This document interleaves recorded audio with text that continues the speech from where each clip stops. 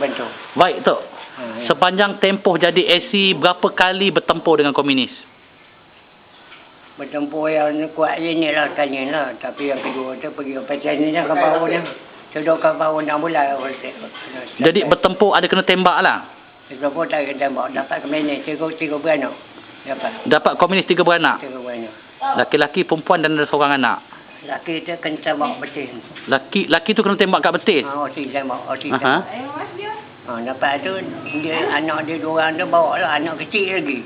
Dah lari lagi anak kecil tu. Dia pakai uniform masa tu? Pakai cara dia lah. Uniform kuning lah? Dia pangkat.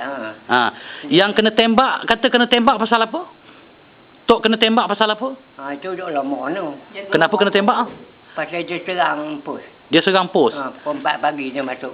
Masa tu bertugas berapa orang? Seorang-seorang, satu pos seorang.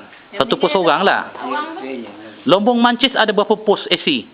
1, 2, 3, 4. 4 lombong pos lah? Yang kena serang Tok punya kena serang lah? Dia masuk ikut pos 2.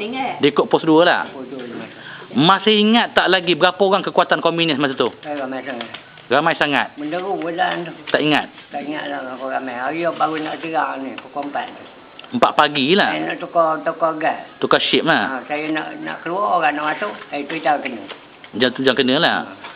So, jadi yang mati, orang putih ni jaga nombor tu terang penejarnya, AC 2 orang mati. AC 2 orang mati? Saya tahu dekat barang. Siapa nama AC yang mati tu, Tok? Yang mati tu lebih awal. Lebih awam? Lepas tu, anak-adik dalam kaji. Siapa nama anak adik dalam ya? Ambil gambar dia. Dia tak ada nombor. Abang dia mana? Abang tu kadir tak? Bukan kadir adik kan? Kadir. Abang dia ingat nama. Saya pun tak ingat nama orang.